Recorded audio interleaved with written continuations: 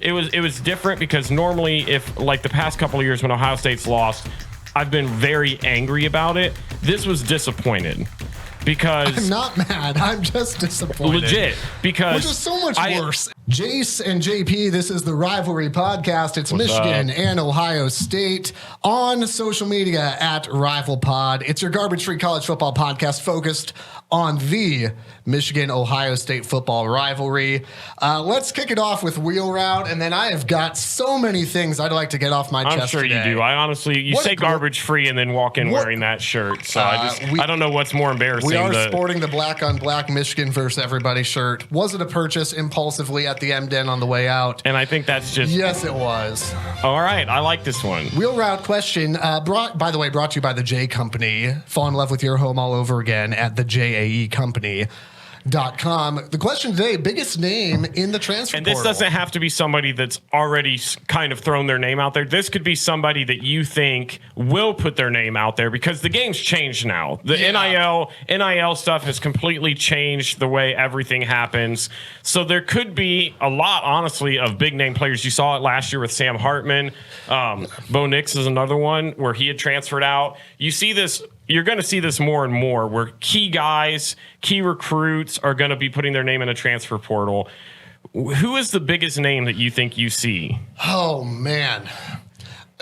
This is a question that I'll be honest, like I don't feel like I'm up on who's already in the portal. And I know it could be like, well, who could transfer out? I feel like that's so hard to tell, though. I think I feel like it's so hard to tell who's going to go where. Like, and I think a huge thing right now, and I'm double checking this because I don't remember for sure what his class is, but when I think of this, I think it's going to be quarterbacks. It's the same people we just talked about, where you've got the Sam Hartmans, you've got the Bo Nix of the world going out, and I think for me, it's got to be it's Malik Murphy, right, from Texas. Yeah, I mean, to me, that's got to be the number one choice. I've seen a lot of people trying to talk about. Like Texas right now has a great quarterback room. Yeah. I mean, you've got Quinn, you've got Malik, and you've got Arch Manning. Somebody's not going to get playing time. One of them is almost inevitable to get in. Well, and Manning's not. I don't think Manning's going anywhere. No, and he's not going anywhere. So Malik Murphy's. I'll take that. And again, that's one where I will openly say, like, I'm not up on that right now. Yeah, I'll say Malik Murphy. Where do you speculate? I mean, you can speculate 167 teams or whatever. I mean. It just depends. I don't know if I know that answer. Yeah. I just feel like if there's a program that's out there that's got an overload of talent and there's guys that deserve playing time other places, that's what you're going to see. And to me, that's the most glaring one. He's not obviously announced anything. It just wouldn't surprise me if he put his name out there. Yeah. I know a lot of Ohio State fans after this weekend, and we'll get to this later on, a majority of them were trying, and Maurice Clarett, former running back, great player for the Ohio State University, was all over Twitter trying to get Arch Manning to commit. And Maurice Clarett is a loose cannon. It's not happening. Look, there's some Ohio State athletes Maurice was also trying to get Urban Meyer to come back. Yeah, there are some former players that I see, and I respect their opinion, and then there are others that are just absolutely unhinged. It's like, thank you for your service on the field. Yes, thank you for the championship in 2002, but Maurice, that just ain't going to happen, brother. It's similar to the way that I look at Desmond Howard, and I go, thank you for your on-field, like what you've done. I don't go to you for football analysis. Yes, 100%. I go to you for just these wild, chaotic takes. 100%. So I think, I think he'll go because I don't see Quinn leaving. I don't see Arch leaving. He's just the name that pops out to me. Where he ends up going, it could be a bunch of places. I mean, Washington's going to be without Penix. Oregon's going to be without Bo Nix. Here's where I'll be interested to see what transfer portal looks like moving forward. And again, I have no idea on this, but I'm interested to see what Michigan State does now that Jonathan Smith is coming over from Oregon State, which I think if you're Michigan State, I think it's probably about as good a hire as you can hope for. Do they have to pay him 10 years for $95 million as well? It's not going to stop us from making jokes. Absolutely not. And Smith did a phenomenal job at Oregon State. Yeah. How does that translate into a Michigan State team that is just untalented? That's a nice way of saying it. Just straight up no talent on that team. Obviously, I hope it's a dumpster fire, and now I have to hate Jonathan Smith, which is going to be hard because I like what he's done at OSU. It's going to be a thing, though, where anytime stuff like that happens after you've had your program get run into the ground like Mel Tucker did, see shakeups where you got to give him time. So Michigan State's not going to come into next year and all of a sudden be a better football team. Sure. They're going to be bad. They're going to get blown out again. It's not going to be great. But you at least now, you cannot get any worse, right? Like you cannot get any worse than the Mel Tucker thing and then the firing and the but whatever. You got to be like you've hit rock bottom and it is low. It is a low rock bottom. Our expectations were low, but oh my gosh. Oh my goodness. But now if you're Michigan State, you go, okay, we've got a name and here we go. And again, it is not remotely the same as Michigan hiring Jim Harbaugh in 2015, but it's a similar state, at least, where Michigan was at, where they had, in the late 2000s, they'd had a 3-9 season. When Harbaugh came in, Brady Hoke had little success. They were coming off a 5-7 season. You thought, well, this cannot get any worse. And now we have a name, and now we can start building. And you saw what Jim Harbaugh did. Now, I'm not saying Jonathan Smith is going to be Jim Harbaugh. Yeah, and there's very few that coaches. Type of, we have a name, and now we can start building. Yes. It's that type of mentality. And it all starts, it's got to start somewhere. And that's enough of Michigan State because I freaking hate them. So gross. Let's talk about the game. And before we get into the nitty gritty of it and the evaluation, and we tend to do this, we're going to give each other an opening monologue. Okay. And I think the victors are going to go first. You can start. I don't know what else there is to say for Ohio State fan bases. And this is not necessarily directed at you, JP. That's fine. But I don't know what else there is to say. I mean, I'm wearing the Michigan versus everybody shirt today. How much did that cost you?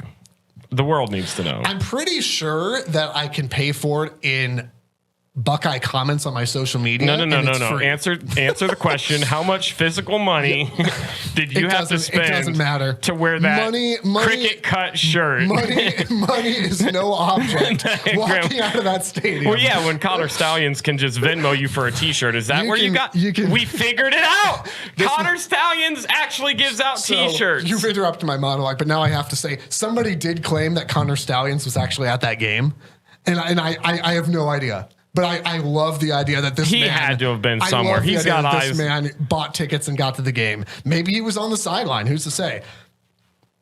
It's Michigan versus everybody all year. For what feels like all year. It's really been about 6 weeks. It's been, okay, the Connor Stallions thing, this is why these players are good. This is why this team beat Ohio State. When Ohio State lost to Michigan, it was, we had the flu. It was cold. Then the year after it was, the sign stealing thing. I had Ohio State fans trying to get in my mentions with, you're going to vacate wins and here's an asterisk on this win. What else are you going to say, baby? Michigan wins again. You try. Everybody is against Michigan. Everybody was, you're good because you cheated. You blah blah blah. We're going to blow this into you're the Ann Arbor Astros. This is the worst cheating scandal in football. Big Ten suspends Harbaugh at the last second on an airplane heading to Penn State, and Sherrone Moore goes 3-0. Ryan Day outcoached by an interim offensive coordinator. You guys wrote a lot of checks you can't cash, baby. Are you done? A lot of checks you can't cash. Hey, Ohio State football Twitter, post the score. Are you done? The game's been over for a while. Post the score. Michigan 30, Ohio State 24. What a glorious day. Are you done? Yeah. Okay. Thank you. Not really. Like, I've got a lot more, but that was not. I'll start there. What I want to say is actually maybe going to surprise you. This is my least favorite weekend because I get so anxious. And it's always been this way. But it's my least favorite weekend for one big reason. Because out of the woodwork comes fans from both sides who I know have not watched a dang second of football all season Correct. long. And as a diehard fan, as somebody that religiously sits down on Saturdays and waits till that game, does nothing else, plans their Saturdays around this, who is invested in this. I mean, you've gone to games with me. You've seen. Well, we do this podcast because we both love these teams to death. But we work in a working press box, and I can't control it. I'm standing up. I have to remove myself from my chair and go places because I can't help but cheer. That is how emotionally invested I am. It literally, and you can make fun of me, I don't really care, legitimately ruins my day when they lose. Legitimate. I was in the worst mood on Saturday. And to see people, Buckeye fans is mostly what I see because I don't honestly follow a lot of Michigan fans for obvious reasons. But seeing people after the game that I know have not sat in front of their TV and watched a second of Buckeye football this season try to analyze some of these kids after the game makes my blood freaking boil. And I want to read a comment to you because this guy was such an idiot that I actually screenshotted it. It's a guy. We are an arm of the river. Can we say idiot? I guess we can. Just did. We've said a lot of just stuff. Did. It is garbage free, but sometimes we say idiot. But I'm sorry. this will be a garbage part. I'm not going to say his name or anything, but I'm just going to read his Facebook status. Okay. This man I've not seen talk about Ohio State whatsoever this whole season. Okay. McCord, you're still trash. You're obviously misspelled. Get one good play every 5 to 10. False. Drive should have kept going if you could hit wide open people. Then a kicker who can't kick. Typical. And then what makes the cherry on top is the comment underneath where they just said he is a freshman quarterback. I saw that and I wanted to launch my phone into the sun because the ignorance on all of that. Yep. I saw comment after comment and I'll stand by it. I've been probably a little bit more of an apologetic towards Kyle McCord's play this year. We'll get into that. We'll get into it. But I feel like I've been fair. I don't feel like I've been one of those people that has talked about him as some elite level quarterback or that has talked about him as the savior of this program or anything like that. I feel like I've held him to a pretty standard. He is not a bad quarterback. He's above average. And I've said numerous times, Ohio State has been spoiled with the quarterbacks in the past. We've had quarterbacks that have gotten picked in the first round for like 5 or 6 years in a row. And that's not, you can't keep that all the time. There's going to be years where you're going to have a little bit of a downside at that position. I don't think what Kyle McCord did this year was a downside. It was a step back from the talent we've seen at that position, 100%, without a doubt.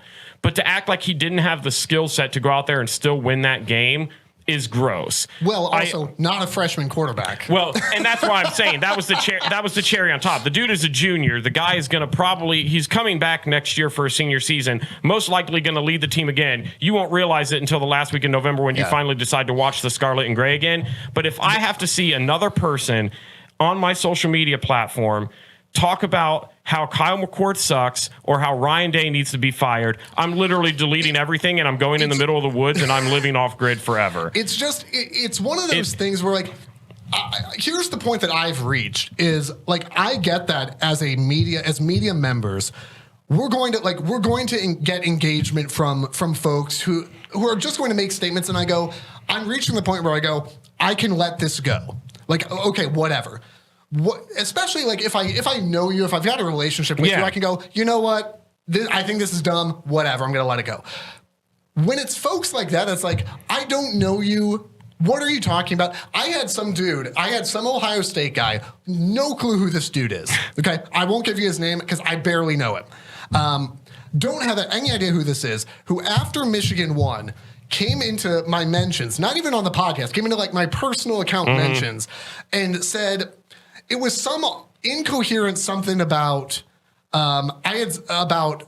when Michigan.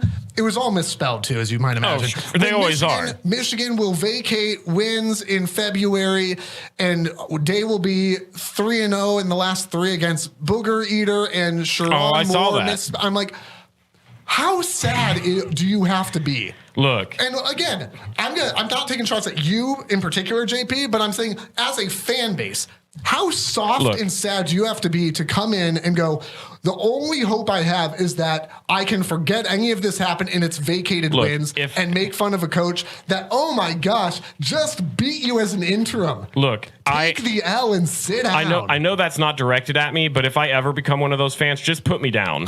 Take me out back and just put me down. I'm going to send you to a nice farm in that state up north. Please, because I hate it. That's the stuff that, and again, I know that it's not. Michigan's got the same type of fans. Ohio, and we both hate our own fan bases on the extremes. Yeah. But if you just lost for the 3rd year in a row, don't come at me with these soft takes. Well, and I know that that's pathetic. And by no means, absolutely pathetic. By no means are we college football experts, but we watch enough college football. We know ball. I'd like to think we know a little something here or there. If your only thing to come out of this game is, well, Michigan's going to vacate wins, and this is the one that really sets me off, to put an asterisk by this win As if, by the way, and I'm not going to go into the whole, like, it's a minor advantage and nothing's been proven and Ohio State had some.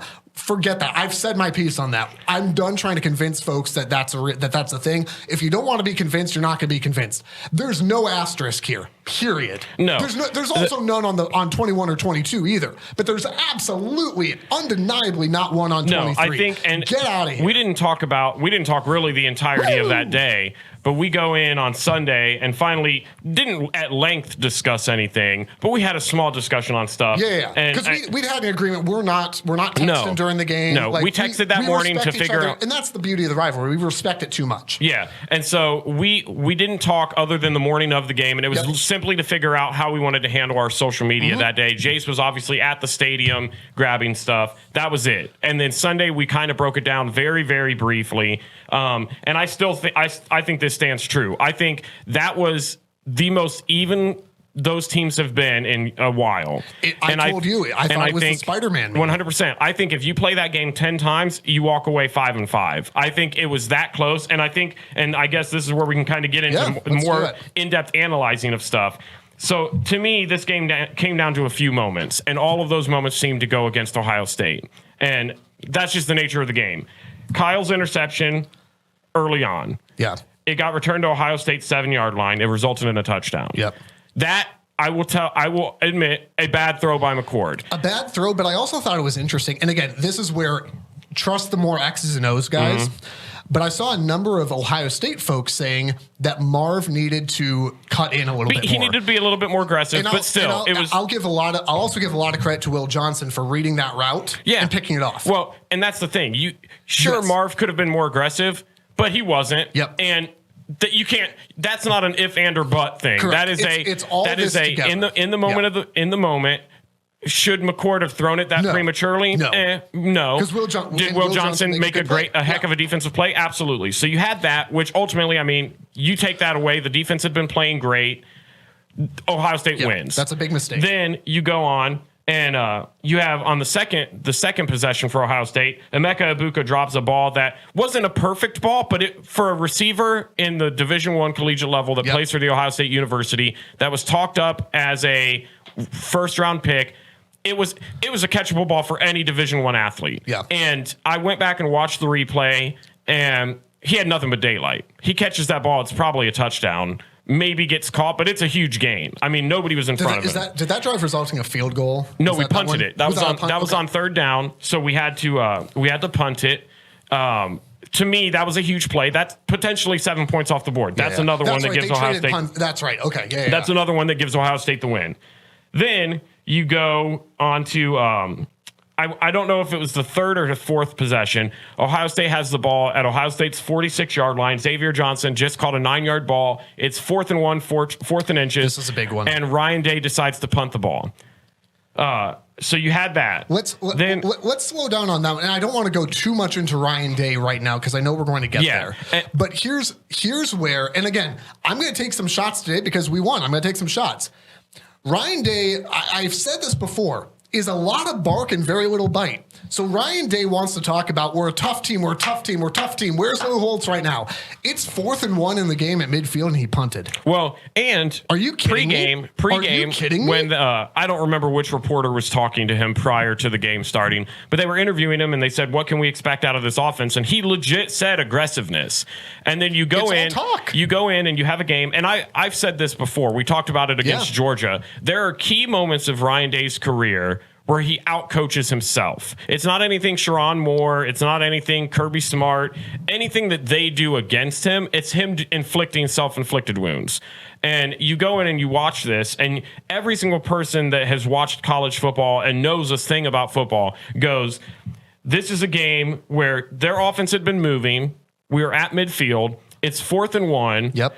You've got your star running back and Travion back. You also have Chip Trainum, who's a bigger body, who you trusted to gain a yard in Notre Dame. Devin Brown's healthy for this game. Yeah. That's your goal line package, if you will. It's one of those things where you watch that and you go, if you want to set the tone in a game like this, and here's the I'll give credit to Michigan in a couple areas today, but here's the thing where I really want to narrow down and give praise where it's due.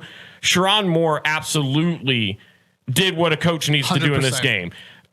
I think him going, what did you guys finish? 3 of 3 or 4 of 4 on fourth down? Something like that. I want to say 3 of 3. His ability and his composure to go, I believe in my guys. And Yeah. I've said this before. I don't know if I've said it on the podcast, but I've always said this. If you can't trust your guys to get a single yard, you deserve to lose. Yeah. If it comes down to it and you don't trust that your guys can pull out, and I said it last year against Georgia, if Ohio State, I think they were at the 40-something yard line last year too against Georgia where they punted and they had faked it originally, got it. Kirby Smart had called a timeout. They went back and decided to punt. I've said it ever since we've talked about that game. If Ohio State goes for it again, gets that, it's game over. Ohio State's going to win the national championship because they were going to smack TCU. It's just, especially, and I think this is it. Especially if you're going to yell and scream about where Lou Holtz is and how it's a tough team and whatever. You nailed it. Sherrone Moore was aggressive. Look at Michigan in 2022. It's all trust. Look at Harbaugh in was it the opening drive of the second half in 22 where Michigan had the ball on like their own 30, 4th and 1 and went for it? I think it was. Yeah. And guess what? They got it, and that was a huge. And play. that's where I walk punting away. The ball back, and that was in a much more difficult situation. Yeah, and that's where I walk away and I go, your defense had been playing phenomenal up to that point. Granted, it was early on, but they've got the energy. Yeah, You're not talking a fourth quarter, whatever. They still have the legs underneath of them. They're not worn down yet. So to me, Ryan Day, you've got to trust your guys. You got to trust your. Say to me that you're trusting your defense. Oh, I'm just going to punt and trust the. That tells me I don't trust my offense. 100%, and that's what I think it boils down to. Sherrone Moore trusted his guys when the time and the pressure came. They were going to get the job done. There are two more things that I want to hit on here. The one a little bit more at length, but Ryan Day's clock management before heading into halftime was atrocious. It was James Franklin of him. Like it's as a reminder, it's 4th and 2, and he elects to run the clock all the way down and then let Fielding try a 52-yarder, which he has not attempted. I don't think he's even attempted a 50+ this year. No, it would have been a long for him. So I don't understand that. And I know afterwards he kind of played both sides where he was like, well, it's better to try. I thought, if we get it, we look great. And if we don't, but I think his play calling, but I think his play calling, even leading up to that, was very conservative. You take an aggressive deep shot with Marv to get to the 44 with a minute left. So you pick up a first down with a minute left, and then you play so conservative for the field goal. And that's not second guessing. That was me first guessing. I said it right when it happened. Well, thanks, I guess. Yeah. The second. Why is that your go-to? That was a head scratcher. But here's what I think the biggest point is, because all over Buckeye social media, and it's easy. It's the easy scapegoat of people wanting to rip Kyle McCord down, wanting to rip Ryan Day apart. And while both made mistakes, sure. And this, I don't even think that this is a legitimate, they need to take all of the blame. I think together, these were the issues. Agree. The defense allowed Michigan to score 6 of their final 7 drives. Yep.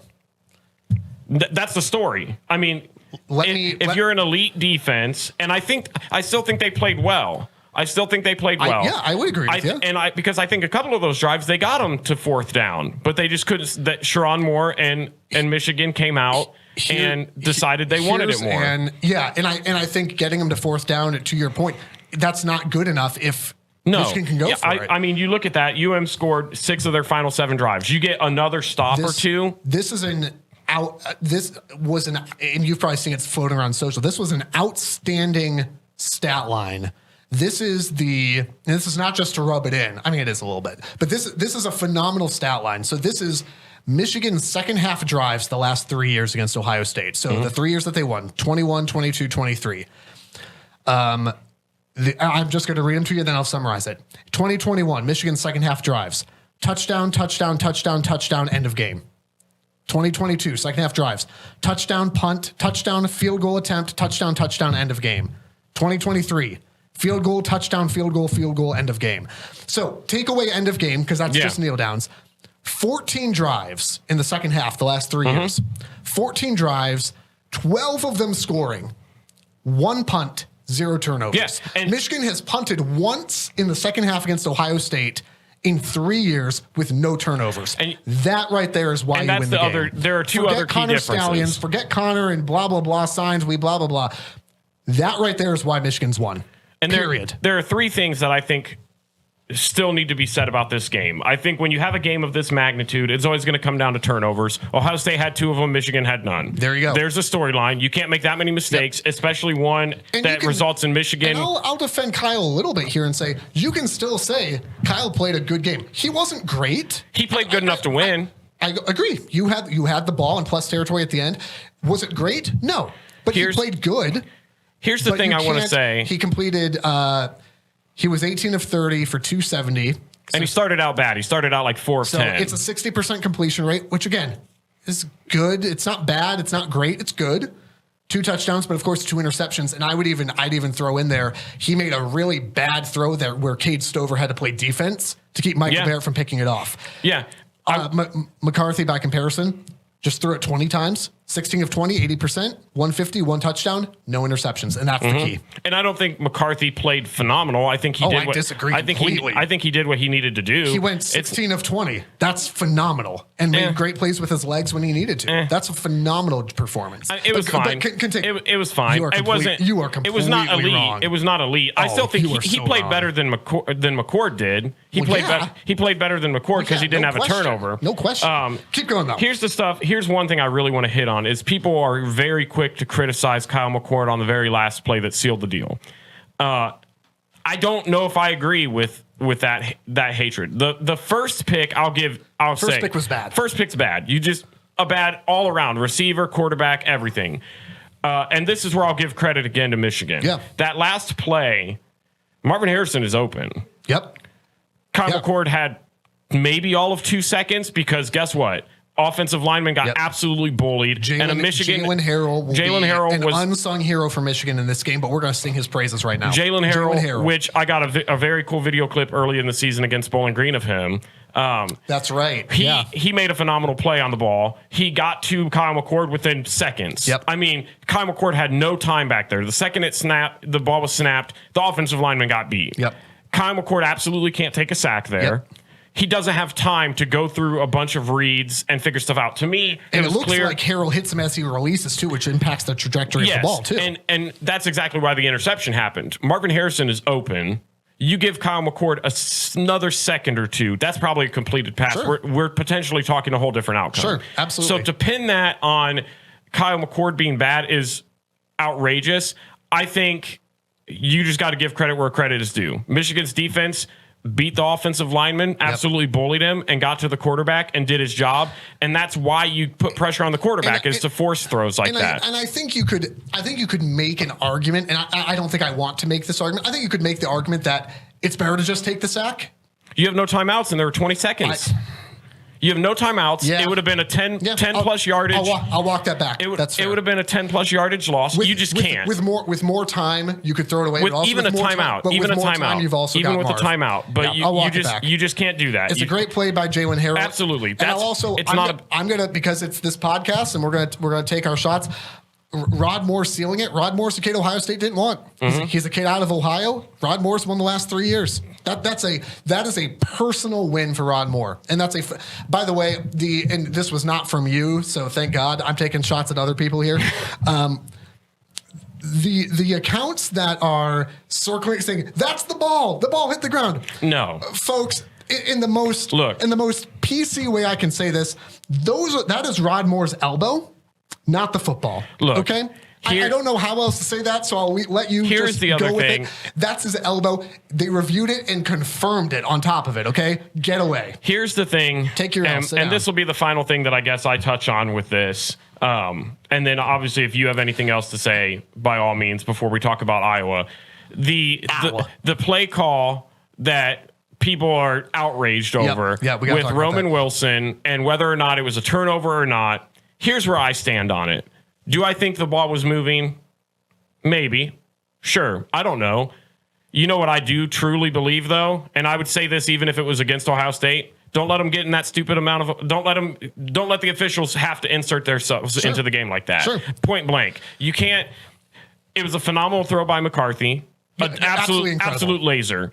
The defense has to do a better job. I think it was a great effort play by Trey Burke to go out there and try and steal it away in the last second. You can't leave it up to a call like that. It's always going to go to the offensive player. And so I think if that's what you're trying to hang your hat on, the defense, while I still think played a heck of a game, the defense let them back in it too many times. You had early on, Ohio State made a monster drive where they absolutely played bully ball all the way down the field. That was and they tied it up 17 apiece. A lot of Ohio State beats said this. I'll give Ohio State some credit.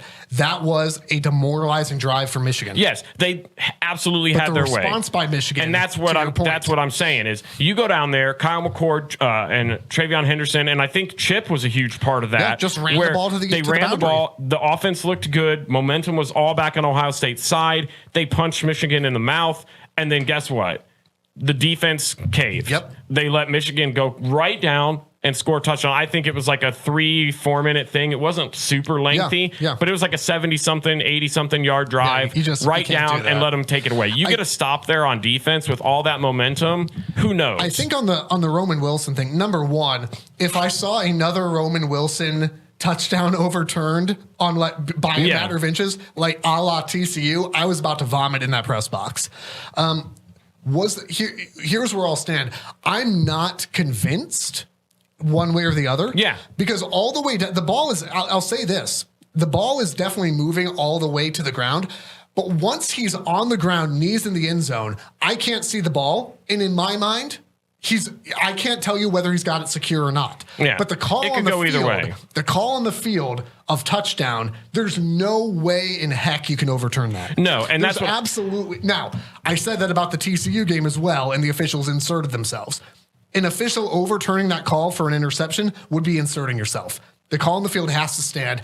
And Ohio State fans, if we're going to make complaints about that call, then the deep catch where Fleming fumbles it is also incomplete. Okay? Like if we're going to say... to me, that's so different because it was clear as day. If we're going to say calls on the field stand, or I'm sorry, if we're going to say calls can be overturned... It's so different. It's a bang-bang play. It's another bang-bang It's play, so different because Fleming absolutely had possession of it. It's another bang-bang play. I would disagree with that, but I think at the end of the day, where I stand, if you're going to hang your hat on the Roman Wilson, and you're not, but I'm saying if you're going to hang your hat on the Roman Wilson, I get what you're saying. I get what you're saying. I think they're different, but I'm also of the mindset you just can't let that play happen. You can't leave it up to a call like that. You had two defenders in the area. And for the record, I respect that a lot. I really do. 100%. I don't think you hang your hat on that. I think that's not why Ohio State lost the game. Ohio State killed themselves a couple times. You had two turnovers. Your defense allowed them to score 6 out of the 7. And your head coach made 2 critical mental errors in coaching. That's what I look back on. It's one of those games where 2 very evenly matched teams, and the summary statement is the better team won. Period. Like, no, absolutely. You can't shake your head at that. Sherrone Moore, you got outcoached. You got out-toughed. I don't disagree. I don't disagree, but I don't agree. I don't know where I stand on that. I'm not saying, by no means was this like the last couple of years was just a blowout and just whatever. Like it wasn't remotely that. But did Sherrone Moore outcoach Ryan Day? Yes, absolutely. Yeah. Like no question. Did Michigan out-tough Ohio State when they needed to? Absolutely. Look at this. The perfect example would be instead of going out for it on 4th and 1, we're going to punt. That would be the number one example. I would look at Michigan's 4th downs as another example. Yeah. And frankly, where Ohio State, forces a field goal, which was huge, Michigan ran 7 minutes off the clock. Well, and I think Sherrone Moore with 8 minutes, I'm watching it and I'm going, oh, he's not actually going to try and milk this clock, is he? I was actually mad about it. I was like, there's too much time left. We've seen this defense play. And Michigan ran 7 minutes off the clock. And I think I agree with part of that statement. I think it's tough to say they out-toughed them because I don't really feel like Ohio State was given a fair shot because of Ryan Day's coaching errors. But in the moments where you have to be tough, where you have to get them off the field, on 4th down or 7-minute drive, they didn't do it. And that's where I think, and I feel like I'm placing a lot of blame on the defense.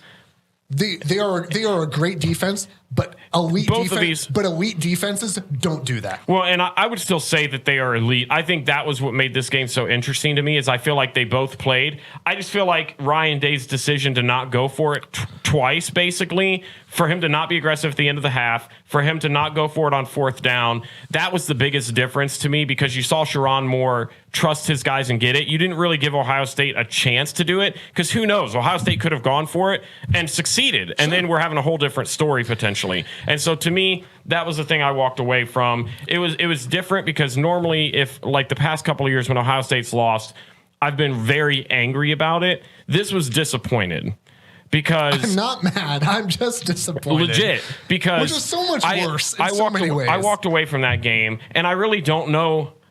I don't know if I truly feel the better team won, because I think both of these teams are so evenly matched. I don't know if there's a better team. What I'll say, I mean, I'd say we settle it on the field. What I'll say is, when push came to shove, who made the mistakes and who didn't. Whether Ohio State had self-inflicted wounds that cost them the game or not, I think regardless of the 2 turnovers, Emeka Egbuka dropping the ball is not something that Michigan defenders had anything to do with. That was a complete misdrop. I mean, sure, but you can't disregard the rest of the game. I mean, that would have been a clear. He was wide open. You have 2 even teams, and the team that wins is going to be the better team. I don't know. Absolutely. Get out. So you would say that even in an upset by that logic? No, these are 2 even teams. In your mindset, teams coming in, they played a very even game. But clearly, if you play an even game, the better team won the game. This is not difficult. I don't know if I just don't know if I agree with that, because I think while you're sitting on the couch this weekend watching Michigan win a Big Ten championship, you can think it over. No, I just disagree with that. Let's talk Iowa a little bit. Iowa is 10-2. Iowa is a confusing team because their offense is atrocious. Somehow they win. But that's the thing is I think that Michigan opens as 22.5-point favorites, which I do not enjoy. So low. I do not enjoy. The over for this game I think is like 34.5, something around there. I thought it was around there. It's supposed to be a low scoring game. Michigan's favored by 4 scores, and I do not like that. Iowa's a tough team to figure out, because at the end of the day, and Jim Harbaugh said this in his presser on Sunday, Iowa wins, and your goal in college football is win games. Mm-hmm. Whether you like it or not, whether you think Michigan should win by a ton or not, Iowa's won, and this is not me setting up for. And so, if Michigan loses to Iowa, it's acceptable. I mean, it's absolutely not. Realistically, but Iowa's won 10 games. Realistically, you look at it, and I think their head coach Kirk Ferentz had a legitimate point when you had the Cooper DeJean punt return that got called back because they said it was a fair catch. You're potentially looking at an 11-1 Iowa team. You are looking at the number. Again, hear me here. By the numbers, you are a Cooper DeJean irrational overturn. Yeah. From an Iowa team that on paper had a better season than Ohio State. 11-1 making the conference title on paper. By no means am I suggesting Iowa's better than Ohio State. I was about to walk out of here and go find a new co-host. This like whether you like it or not, this is a team that should be 11-1 right now. Yeah, I would agree with that. So all that to say, Michigan fans, don't take this lightly. I don't think the team is. The team knows. The team. Yeah. I'm not concerned about the team going, hey, we're walking straight into the playoff. If you lose to Iowa, nothing's guaranteed here. If you lose to Iowa, that's a bad loss. And there are teams in Texas and Alabama and Oregon and there's a lot of teams ready to take your spot. You cannot lose this game. Could you still back your way in? Sure. But boy, nothing's guaranteed here. So that being said, Michigan's defense, I don't know if you've realized this, is pretty good too. Mm-hmm. And also, I don't know if you've realized this, Michigan actually has an offense. As much as I've set this thing up, 34-3. Okay. Because I don't believe we're not crazy far. I'm going to go against all conventional wisdom and take the over in an Iowa game, barely 34-3, because I don't believe Iowa can score. I guess they can kick a field goal, but I don't believe Iowa can score, and I think Michigan's offense, combined with Michigan's defensive ability to score points, because, by the way, Will Johnson basically got tripped up by his own guy, or he runs that in for a touchdown. I just believe in Michigan too much. And I would hope that you would. Here's where I stand on it. I agree with basically everything you said. Iowa has zero offense. The reason that I have this a little bit lower scoring, which I think is a fair pick as well, by the way, is because I still think the defense for Iowa is good. I don't think they're near the level of Ohio State or Michigan's defense. I don't know. I don't know. I don't believe so. Here's why I think I have my final score is 31-7. Michigan obviously winning. I don't hate that either. Here's why I have it. I think Michigan obviously has the potential to score 40 plus. Sure. I think just the way it goes, I think deep down everybody at Michigan knows they should handle this pretty easily. And I don't think they're going into that. I think they're going in with the right mindset, but I'm just saying I think the coaching staff is looking at this. The expectation The coaching staff is looking at this, and once it gets to be 24-0, which I could see it being at half. You keep guys late healthy. Into the third. I think you're keeping guys healthy for the playoffs, and you're taking McCarthy's out, Quorum's out. Once you hit the Brian Ferentz threshold, of 7. you pull guys out, you get them healthy. 100%. And so that's why I have Michigan only at 31. I think Iowa will sneak out like a late game touchdown just because I feel like they'll be ready to go. If you're a Michigan fan, the beauty of Tony Petitti having to hand Jim Harbaugh a trophy. Which he's back. He's back now. Like, straight into the veins. Can you imagine? And again, Michigan obviously travels well. Michigan will it's not far. It'll be a home game for Michigan. There's no question about that. I thought it was Michigan versus everybody, though. Right now, it's Michigan versus Iowa. And Tony Petitti handing that trophy to Harbaugh is going to be a delight. The boo birds will be out for Tony. It's gonna be really fun. And I have never been a bigger Hawkeye fan than this upcoming Saturday. My buddy Josiah is a big Iowa Hawkeye fan. He texted me congrats after the Ohio State game and said, "Please don't embarrass us." Josiah, I can't promise that. I can't promise What's crazy is I don't look at a 31-7 as like an embarrassment, but I know the talent gap is so different that it could be. It's like literally playing with your food. And I feel so bad for Cooper DeJean.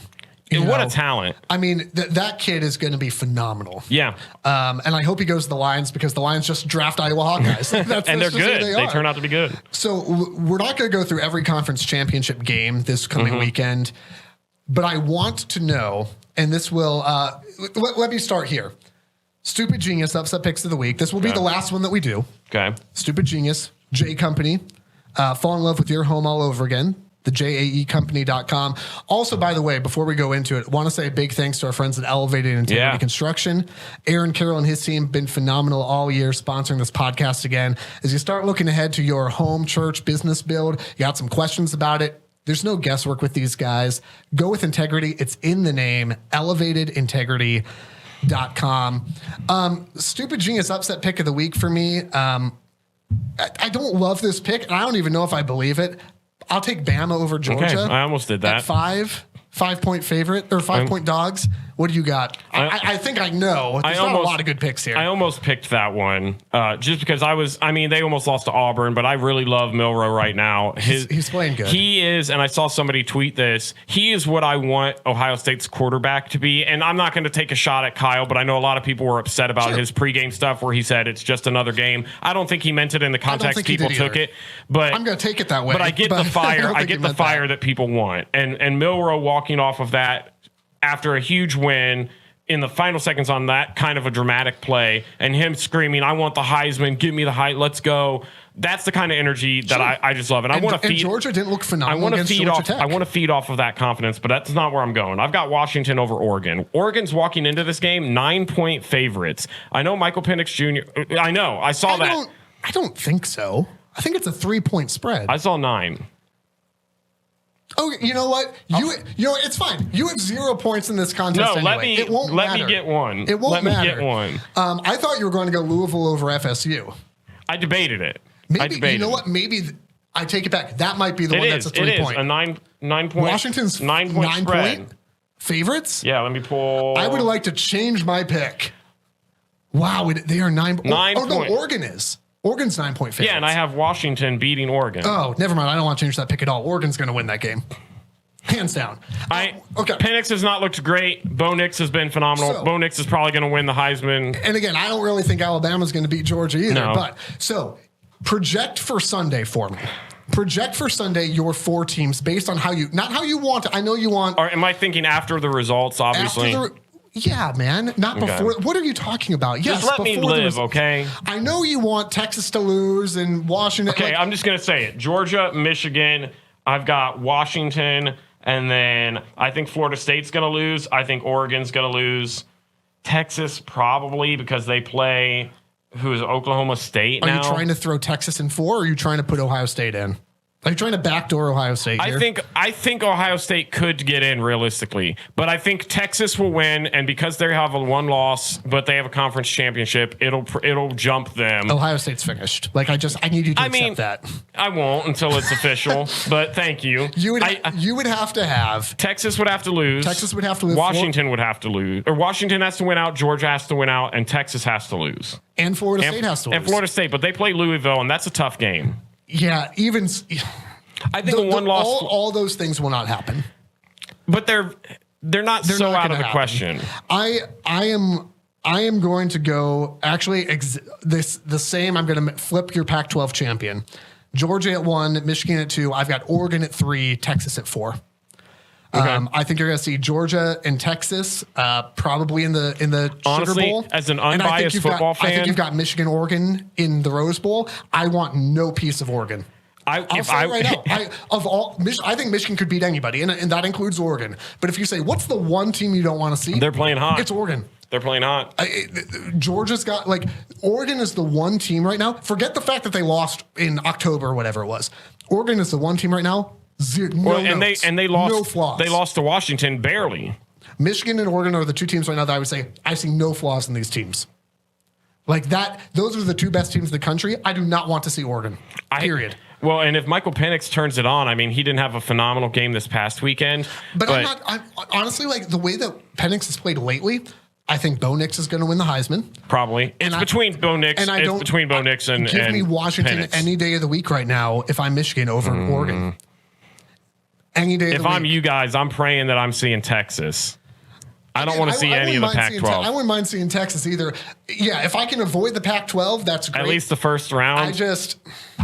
Or you could just lose to Iowa. Let's just do that. If I were Iowa, I would simply score more. On social media, the plan is to be in Indianapolis for the Big Ten Championship at Rival Pod, YouTube, Twitter, Instagram. We'll have coverage there for you regardless. Thanks for listening, for subscribing to the Rivalry Podcast.